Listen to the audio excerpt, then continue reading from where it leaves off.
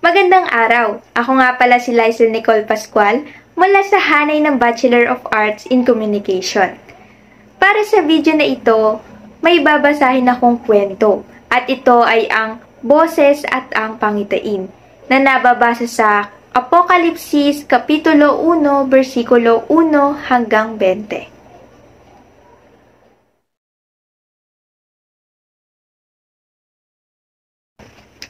Ang Apokalipsis ni Hesukristo na ibinigay ng Diyos sa Kanya upang ipahayag sa Kanyang mga alipin.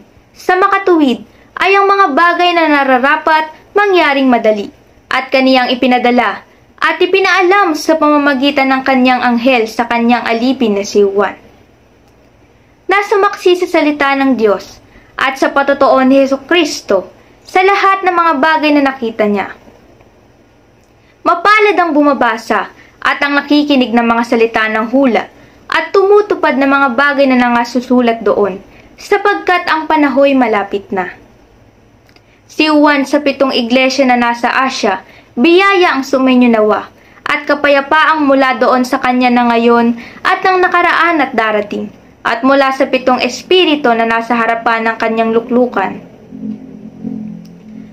At mula kay Hesukristo na siyang saksing tapat na panganay sa mga patay, at pangulo ng mga hari sa lupa, doon sa umiibig sa atin, at sa nagkalag sa atin sa ating mga kasalanan, sa pamamagitan ng kanyang dugo.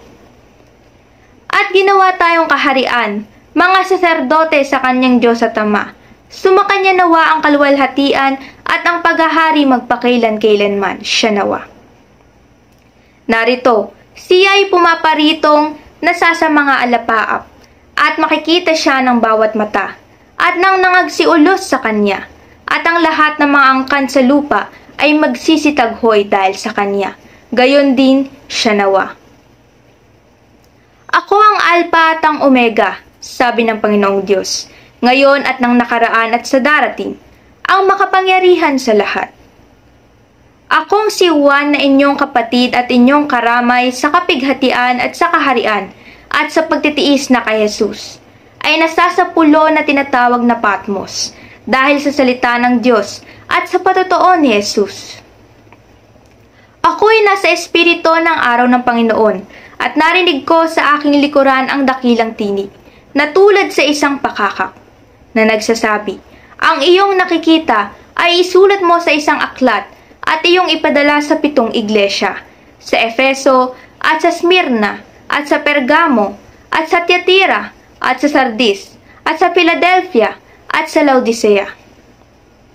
At ako'y lumingon upang makita ang tinig na nagsasalita sa akin. At nang ako'y lumingon, ay nakita ko ang 7 kandelerong ginto. At sa gitna ng mga kandelero, ay may isang katulad ng isang anak ng tao, na may suot na damit hanggang sa paa, at may bigkis ang dibdib na isang pamigkis na ginto.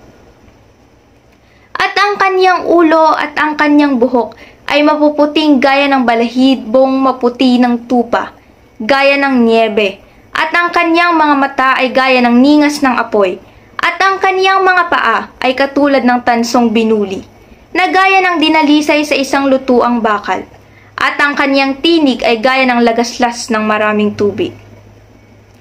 At sa kaniyang kanang kamay ay may 7 bituin, at sa kanyang bibig ay lumabas ang isang matalas na tabak na may 2 talim. At ang kaniyang mukha ay gaya ng araw na sumisikat ng matindi. At nang siya'y aking makita, ay nasubasob akong waring patay sa kanyang paanan, at ipinatong niya sa akin ang kanyang kanang kamay, na sinasabi, huwag kang matakot, ako'y ang una at ang huli, at ang nabubuhay, at ako'y namatay, at narito, ako'y nabubuhay magpakailanman at nasa akin ang mga susi ng kamatayan at ng Hades. Isulat mo nga ang mga bagay na nakita mo at ang mga bagay ngayon at ang mga bagay na mangyayari sa darating. Ang hiwaga ng 7 bituin na iyong nakita sa aking kanang kamay at ng 7 kandelerong ginto. Ang 7 bituin ay ang mga anghel ng 7 iglesia at ang 7 kandelero ay ang 7 iglesia. At dito na nga nagtatapos ang kwento na ang Boses at ang Pangitain na nababasa sa Apokalipsis, Kapitulo 1, versikulo 1 hanggang 20.